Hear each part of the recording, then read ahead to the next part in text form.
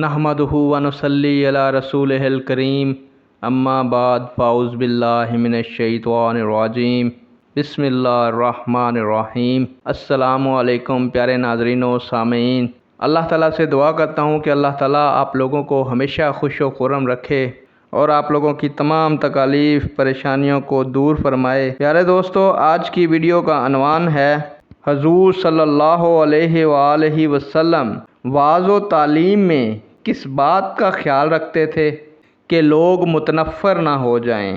امید کروں گا کہ یہ ویڈیو آپ کے علم میں اضافے کا باعث بنے گی اور آپ اس ویڈیو کو دیکھنے کے بعد شیئر کریں گے، چینل کو سبسکرائب کریں گے۔ بڑھتے ہیں ویڈیو کی جانب۔ سب سے پہلے تو پیارے دوستو، واعظین کو چاہیے کہ وہ وعظ کرتے وقت ایسا پرکشش اور جاذب نظر اسلوب اختیار کریں کہ جس سے لوگوں کے دلوں میں رغبت و محبت پیدا ہو۔ صرف قرآن و حدیث میں آمدہ وعیدوں پر ہی اکتفا نہ کیا جائے، بلکہ قرآن کریم کے طرز پر بشارت و انداز کو ساتھ ساتھ رکھا جائے۔ اگر ہمیشہ بشارت ہی دی جائے گی تو لوگ رحمت پر بھروسہ کر کے بے خوف ہو جائیں گے، اور اگر وعید ہی وعید پر زور ہوگا تو لوگ رحمت سے مایوس ہو جائیں گے۔ تو چنانچہ یہ دونوں چیزیں ایک متلاشی حق کے لیے بہت خطرناک ہیں۔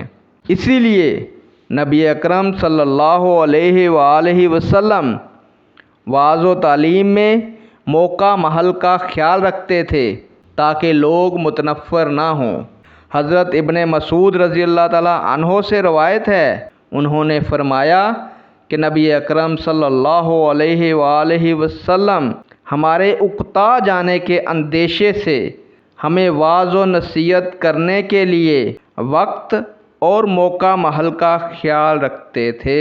سبحان اللہ۔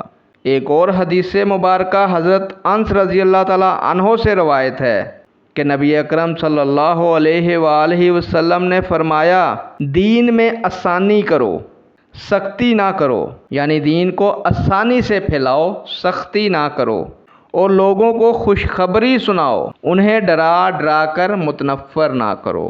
نیک دعاؤں کے ساتھ آپ سے اجازت چاہوں گا۔ اللہ تعالیٰ آپ لوگوں کا حامی و ناصر ہو۔